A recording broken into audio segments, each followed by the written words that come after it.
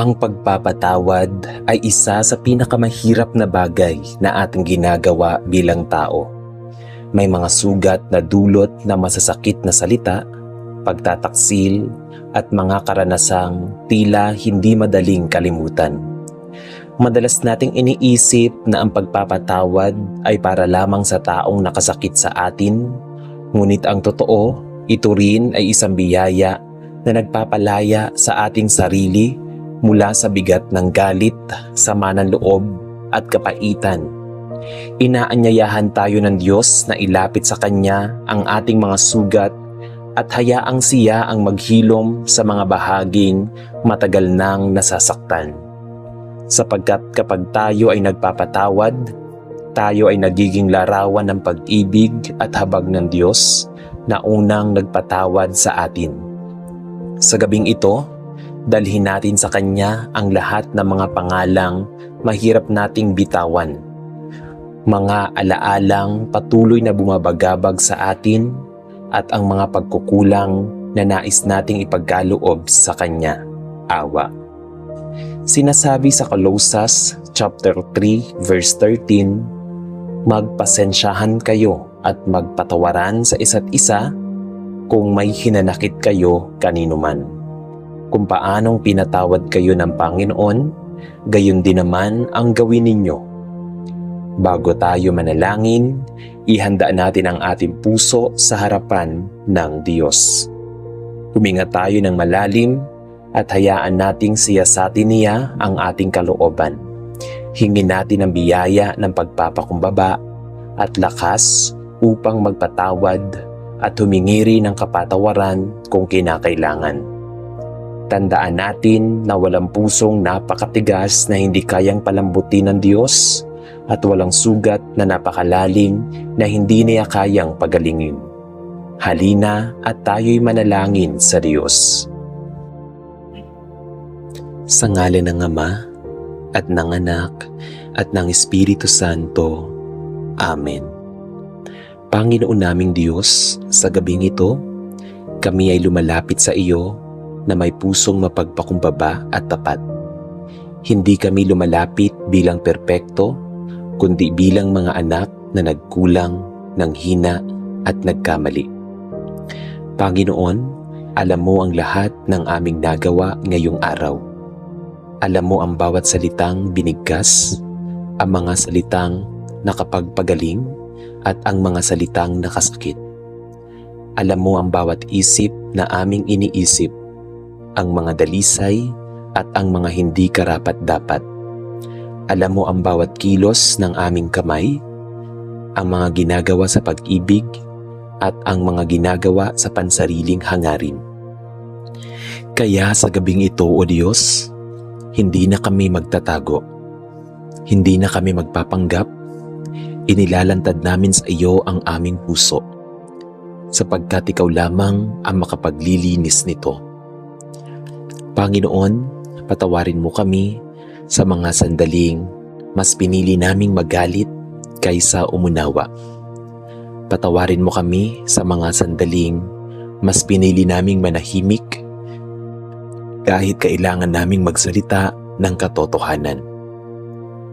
Patawarin mo kami sa mga sandaling nakapagsalita kami ng masakit dahil sa galit, pagod o sama ng loob. Patawarin mo kami, O Diyos, sa mga pagkakataong nakalimutan ka namin, sa mga oras na umasa kami sa sarili naming lakas at hindi sa iyo, sa mga sandaling unti-unting lumalamig ang aming pananampalataya dahil sa abala ng mundo. Panginoon, kung kami man ay nagkasala sa isip, sa paghatol sa kapwa, sa inggit, sa masamang pagnanasa o sa negatibong pagtingin sa sarili, hinihiling namin ang iyong kapatawaran. Kung kami man ay nagkasala sa salita, sa paninira, sa panlilinlang, sa pagsisinungaling o sa kawalan ng malasakit, linisin mo ang aming mga labi, O Diyos. Kung kami man ay nagkasala sa gawa, sa kapabayaan, sa kakulangan ng pagmamahal, Sa hindi pagtulong kahit may kakayahan, patawarin mo kami, Panginoon. Panginoon, may mga kasalanang alam namin at may mga kasalanang hindi namin namamalayan. May mga sugat kaming naipasa sa iba nang hindi namin sinasadya. May mga pagkukulang kaming hindi naitama. Sa lahat ng ito, humihingi kami ng awa at habag. Nilalapitan namin ang iyong krus, O Diyos. Inaalala namin ang sakripisyong ginawa ni Jesus para sa aming kapatawaran. Ang dugong dumanak ay sapat upang hugasan ang lahat ng aming kasalanan, nakaraan, kasalukuyan at hinaharap.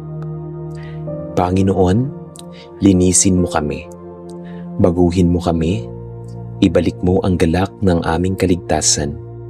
Tanggalin mo ang bigat ng pagkakasala na matagal nang nagpapahirap sa aming puso. Kung kami man ay nahihirapang patawarin ang aming sarili, tulungan mo kami, O Diyos.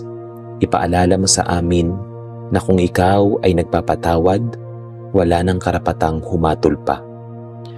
Panginoon, pinipili naming magpatawad din sa gabing ito. Pinapakawalan namin ng galit, pinapakawalan namin ng sama ng loob, pinapakawalan namin ang hinanakit sa mga taong nakasakit sa amin. Hindi ito madali, O Diyos, ngunit nagtitiwala kami na ikaw ang magbibigay ng lakas upang magpatawad. Hindi dahil karapat-dapat sila, kundi dahil ikaw ay mapagpatawad. Panginoon, ayaw na naming matulog na may dalang bigat sa puso. Ayaw na namin pumikit na may kinikimkim na galit. Kaya sa gabing ito, pinipili naming magpalaya dahil ikaw ang unang nagpalaya sa amin. Ilikha mo sa amin ang pusong malinis, O Diyos. Panibaguhin mo ang aming espiritu.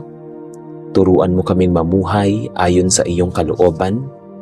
At bukas, bigyan mo kami ng panibagong lakas upang mas piliin ang tama. Panginoon, salamat dahil ikaw ay Diyos ng ikalawang pagkakataon. Salamat dahil ang iyong awa ay bago tuwing umaga. Salamat dahil sa iyo, ang pagkakamali ay hindi katapusan, kundi simula ng pagbabago. Tinatanggap namin ang iyong kapatawaran, tinatanggap namin ang iyong biyaya, tinatanggap namin ang iyong pag-ibig. At sa kapatawarang ito, O Diyos, kami ay nagpapahinga, kami ay nagpapalaya, kami ay natutulog ng may kapayapaan. Sa pangalan ni Jesus, Amen. Panginoon naming Diyos, sa katahimikan ng gabing ito, kami ay muling lumalapit sa iyo, hindi para humingi ng kung anumang labis, kundi para iharap ang aming sarili ng buong katapatan. Panginoon, kilala mo kami higit sa aming pagkakakilala sa aming sarili. Alam mo ang aming lakas at alam mo rin ang aming kahinaan. Alam mo kung saan kami matatag at alam mo rin kung saan kami madaling madapa. Kaya sa gabing ito, iniaalay namin sa iyo ang aming buong pagkatao. Panginoon, hinihiling namin ang lakas, hindi lamang ang lakas ng katawan, kundi ang lakas ng loob. Lakas upang harapin ang bukas kahit hindi malinaw ang landas. Lakas upang manatiling matuwid kahit may tukso sa paligid. Lakas upang magtiwala kahit may takot sa puso. Panginoon, kung kami man ay pinanghihinaan ng loob, hawakan mo kami. Kung kami man ay nalilito, ikaw ang maging gabay. Kung kami man ay natatakot, ikaw ang maging kanlungan.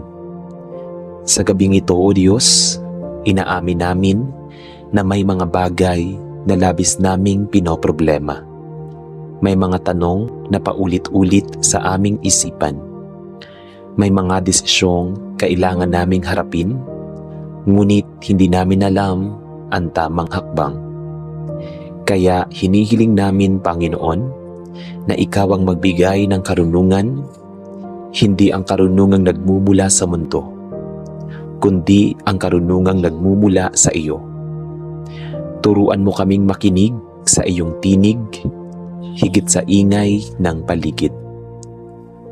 Panginoon, bigyan mo kami ng kapayapaan, hindi ang kapayapaang panandalian. Hindi ang kapayapaang nananatili kahit may unos. Ang kapayapaang nagpapahintulot sa amin na makatulog na mahimbing. Dahil alam naming ikaw ang may hawak ng bukas. Kung kami man ay nabibigatan sa aming responsibilidad, paalalahanan mo kami na hindi namin kailangang dalhin ang lahat mag-isa. Kundi kami man ay pagod na. Paalalahanan mo kami na ikaw ang aming pahinga. Panginoon, ihilo mo ang aming mga sugat na dulot ng salita, ng karanasan, ng pagkabigo at ng pagkawala. May mga sugat na hindi nakikita ng mga mata, ngunit malalim ang epekto sa puso. Hawakan mo ang mga bahaging ito, O Diyos. Pagalingin mo ang mga alaala na patuloy pa ring sumasakit. Palitan mo ang sakit ng pag-asa. Palitan mo ang pangamba ng pagtitiwala. Panginoon, turuan mo kaming mahalin ang aming sarili sa tamang paraan, hindi sa pagmamataas, kundi sa pagpapahalaga bilang iyong nilikha. Tulungan mo kaming tanggapin na kami ay mahalaga, may layunin at may kabuluhan sa iyong mga mata. Kung kami man ay may pagkukulang sa aming sarili, sa pag-aalaga ng aming katawan, sa pagprotekta ng aming isipan, sa paglinang sa aming espiritu, patawarin mo kami at tulungan mo kaming magsimula muli. Panginoon, iniaalay namin sa iyo ang aming mga pangarap, ang mga pangarap na natupad at ang mga pangarap na tila malayo pa. Alam mo kung alin ang galing sa iyo at alin ang kailangan naming bitawan. Iayon mo ang aming mga hangarin sa iyong kalooban. Kung may pangarap na hindi mo nakikita bilang makabubuti sa amin, bigyan mo kami ng tapang upang isuko ito. Panginoon, iniaalay din namin sa iyo ang aming kinabukasan, ang aming mga plano, ang aming mga desisyon, ang aming mga hakbang bukas. Kami ay natutulog ngayong gabi na may pananampalataya na ikaw ay mauuna na sa amin, na ang bawat bukas ay hawak mo na. Salamat, Panginoon, dahil sa iyo, hindi kami kailangang matakot sa gabi. Hindi kami kailangang mangamba sa bukas dahil ikaw ang aming Diyos, tapat, mapagmahal, at hindi kailanman pumapalya. Sa gabing ito, ipinagkakatiwala namin ang aming sarili sa iyo. At sa pagtitiwalang ito, kami ay nagpapahinga sa pangalan ni Jesus na aming dakilang Diyos at tagapagligtas. Amen. Sa ngalan ng Ama at ng Anak at ng Espiritu Santo. Amen. Panginoon naming mapagmahal at maawain, sa pagtatapos ng aming pananalangin, taos-puso kaming nagpapasalamat sapagkat muli mo kaming tinuruan ng kahalagahan ng pagpapatawad. Salamat dahil sa iyong biyaya, natutunan naming isuko sa iyo ang aming mga sugat, sama ng loob at mga pasaning na tagal naming dinadala. Maraming salamat sapagkat hindi mo kami hinahatulan ayon sa aming mga pagkukulang, kundi patuloy mo kaming niyayakap ng iyong walang hanggang pag-ibig at awa. Naway ang iyong pusong pinabigat ng galit at mapuno ng kapayapaan, at ang mga relasyong nasira ay muling mabuo ayon sa iyong banal na kalooban. Tulungan mo kaming mamuhay ng may habag, pagpapakumbaba, at kahandaang magpatawad tulad ng iyong ginawa para sa amin sa pamamagitan ni Jesus. Habang tinatapos namin ang aming pagtitipon, ipinagkakatiwala namin sa iyo ang lahat ng aming mga alalahanin at ang mga taong aming ipinapanalangin. Dalangin namin na ang iyong pag-ibig ay manatili sa aming mga puso at magsilbing paalala na ang tunay na kalayaan ay matatagpuan sa pagpapatawad. Tulad ng sinasabi sa Efeso chapter 4 verse 32, maging mabait kayo at mahabagin sa isa't isa. At magpatawaran kayo gaya ng pagpapatawad sa inyo ng Diyos dahil kay Kristo. Naway samahan mo kami sa aming pag-uwi at sa aming mga susunod na hakbang, at naway maging daluyan kami ng iyong kapayapaan at awa sa mundong aming ginagalawan. Sa ngalan ng Ama at ng Anak at ng Espiritu Santo. Amen.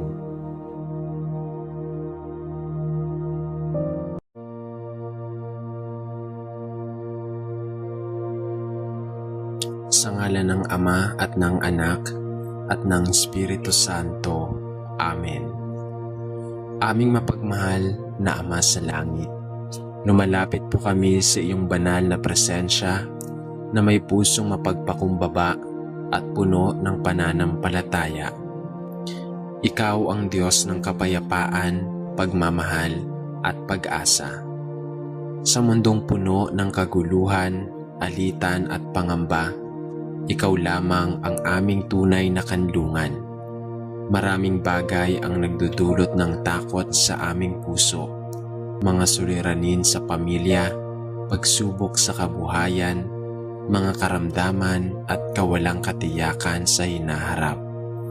Ngunit sa gitna ng lahat ng ito, naniniwala kami na ang iyong kapayapaan ay higit na makapangyarihan kaysa sa anumang unos na aming kinakaharap. Kaya't sa oras na ito, itinataas namin sa iyo ang aming panalangin at hinihiling naming punuin mo ang aming puso ng kapayapaang nagmumula lamang sa iyo. Panginoong Hesus, sinabi mo sa iyong salita, kapayapaan ang iiwan ko sa inyo. Ang aking kapayapaan ang ibinibigay ko sa inyo. Hindi tulad ng ibinibigay ng sanlibutan ang ibinibigay ko sa inyo.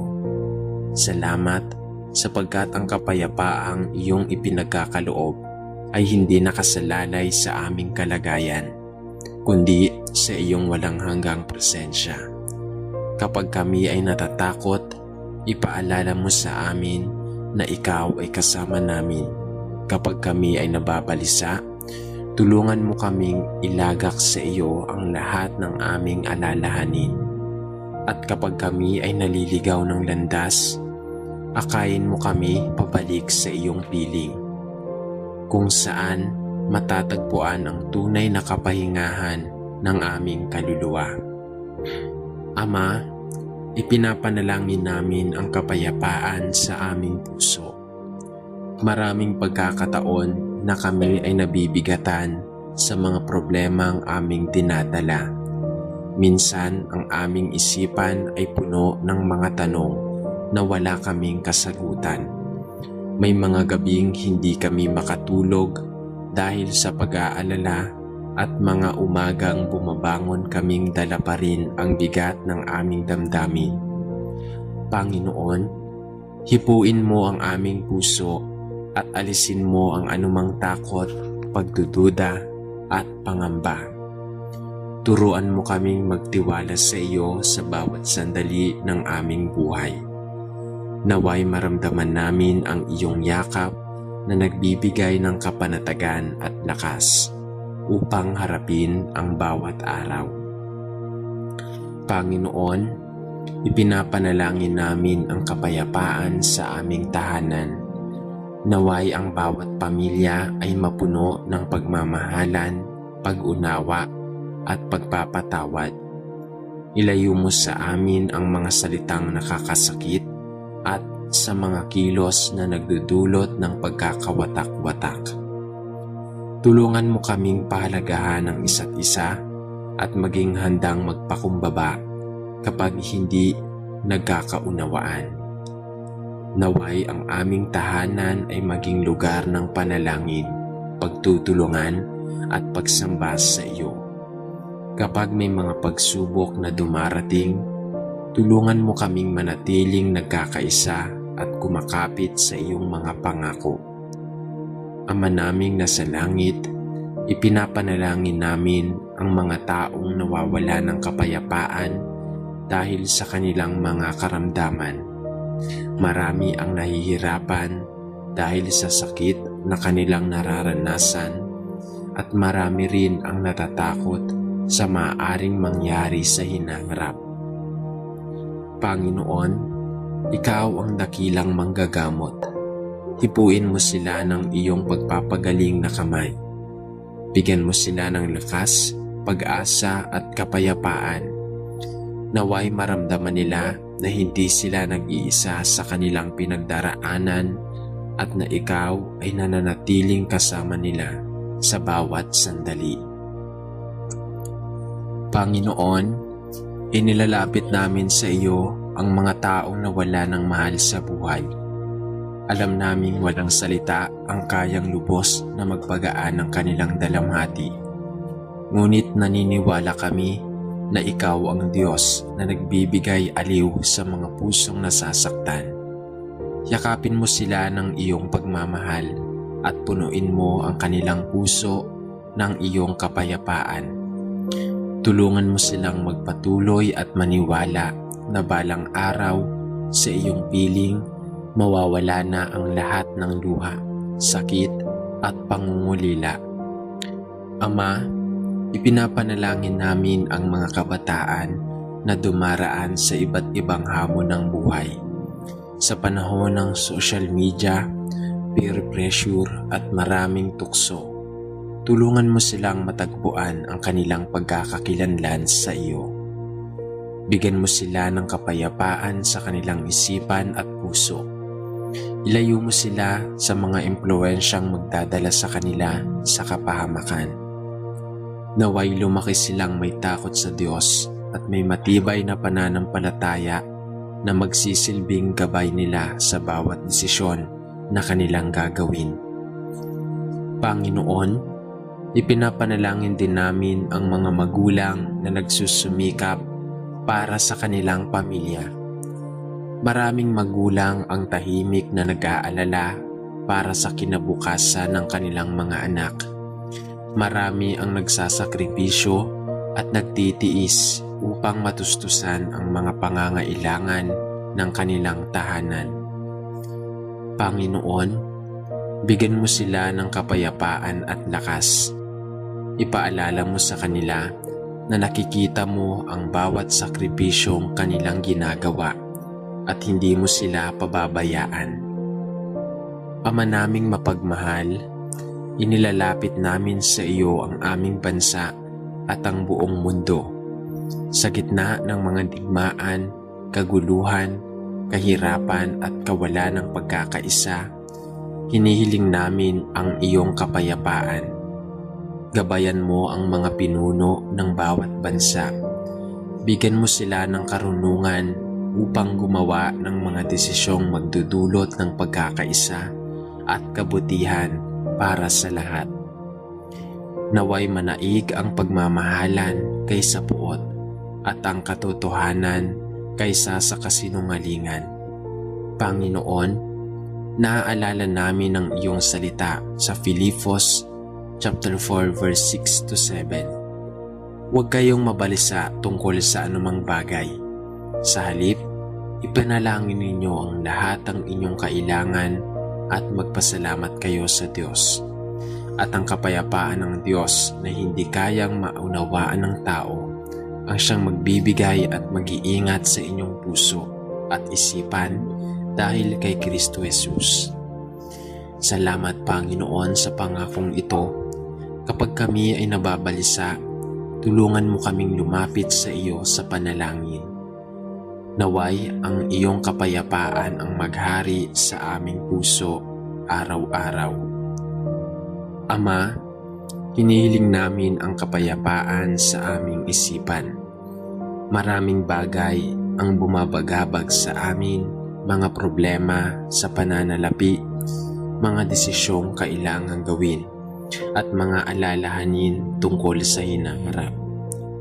Ngunit itinuturo mo sa amin na huwag matakot sapagkat ikaw ang may hawak ng aming buhay. Turuan mo kaming mamuhay ng may pagtitiwala at pananampalataya.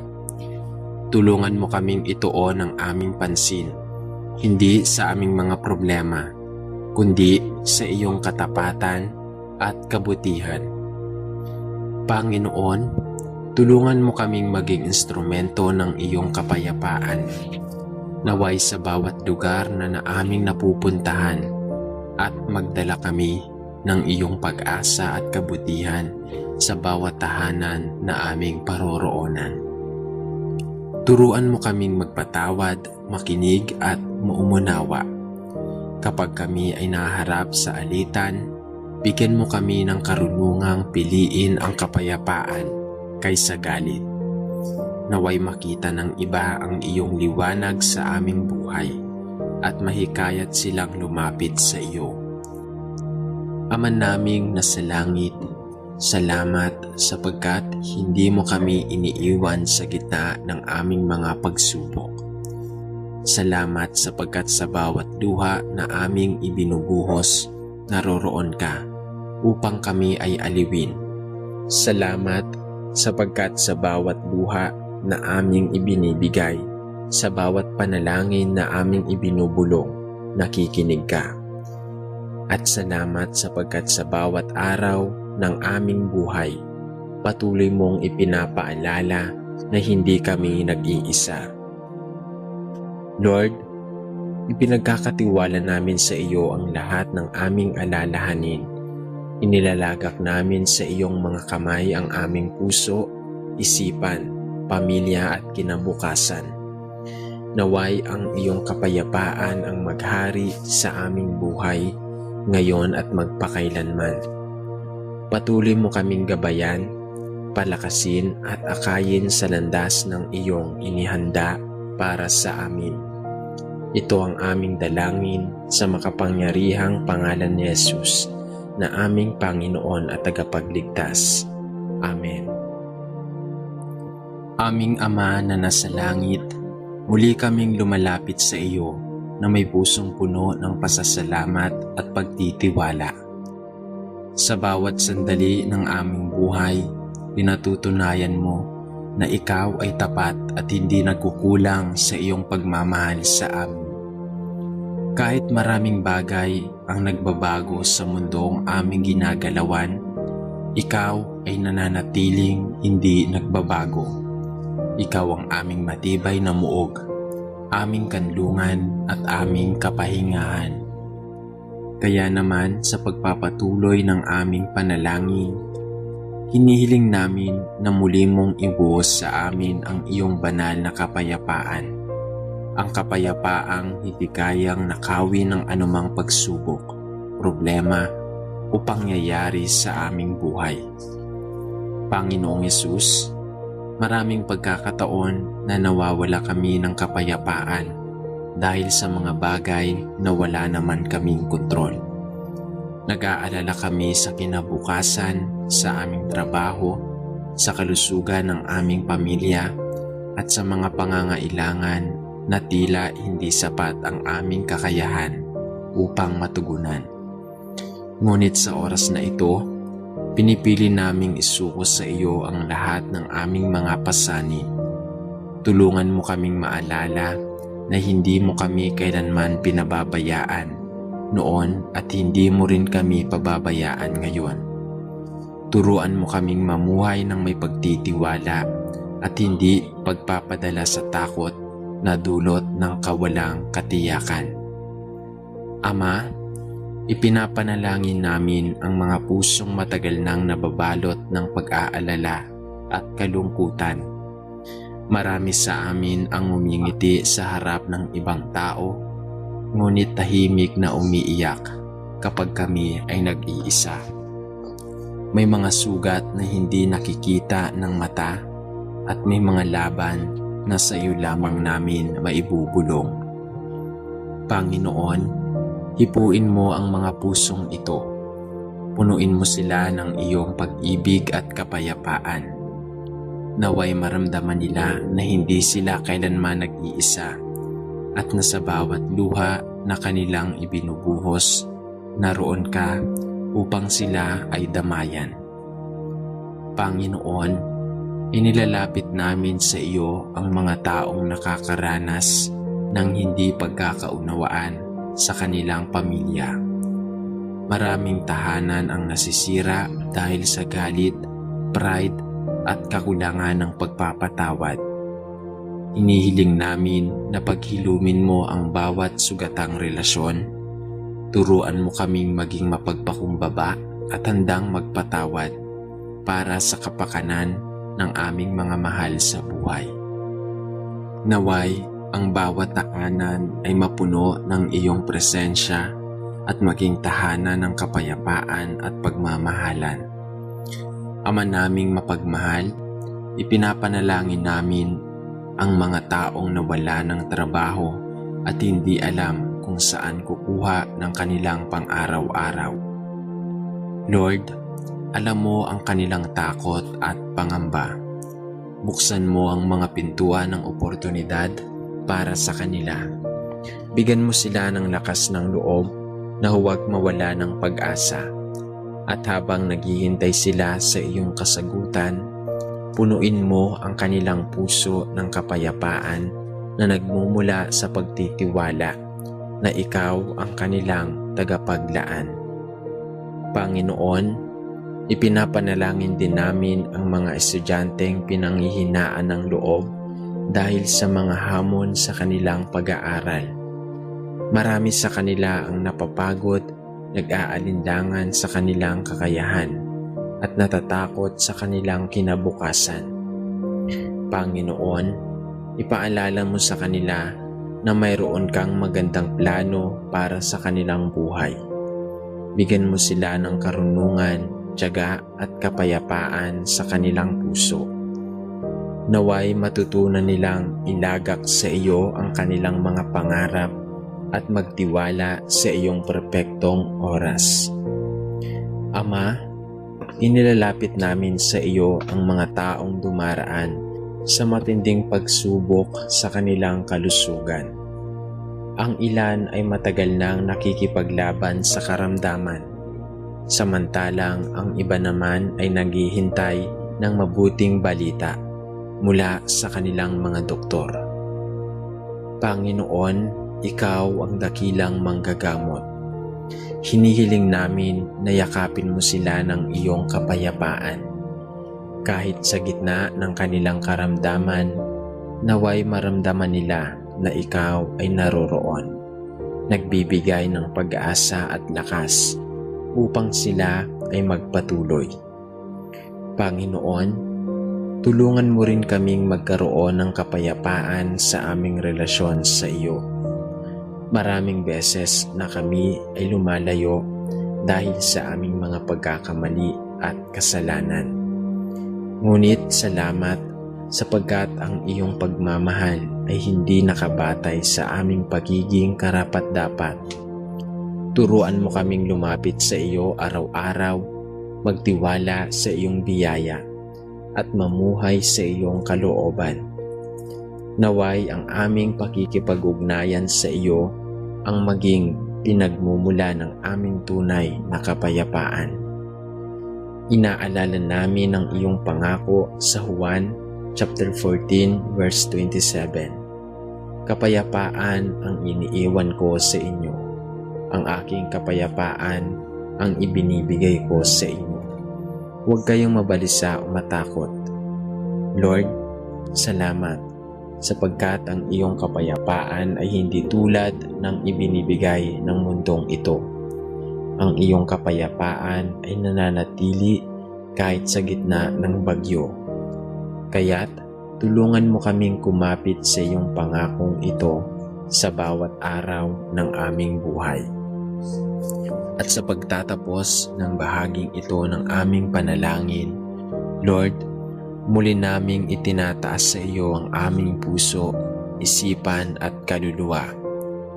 Salamat sapagkat ikaw ang Diyos na nagbibigay ng kapayapaan sa mga pusong pagod, pag-asa sa mga nalulumbay, at lakas sa mga nanghihina. Patuloy mo kaming samahan sa aming paglalakbay at tulungan kaming maging daluyan ng iyong kapayapaan sa mundong ito. Salamat Panginoon sa iyong kabutihan na hindi nagsasawa at walang hanggan sa aming buong pamilya. Ikaw po ang gumabay sa amin sa buong magdamag at ang iyong kapayapaan ang magpatuloy na lumaganap sa aming mga puso at isipan. Lord, patnubayan mo po kami sa aming pagtulog ngayong gabi. Manahan ang pag-ibig at manahan ang iyong kaharian sa aming tahanan. Sa pangalan ni Jesus na aming Panginoon at tagapagligtas, aming idinadalangin ang lahat ng ito sa tanging anak na sa iyong nag-iisang anak na si Jesucristo. Amen. Sa ngalan ng Ama at ng Anak at ng Espiritu Santo. Amen.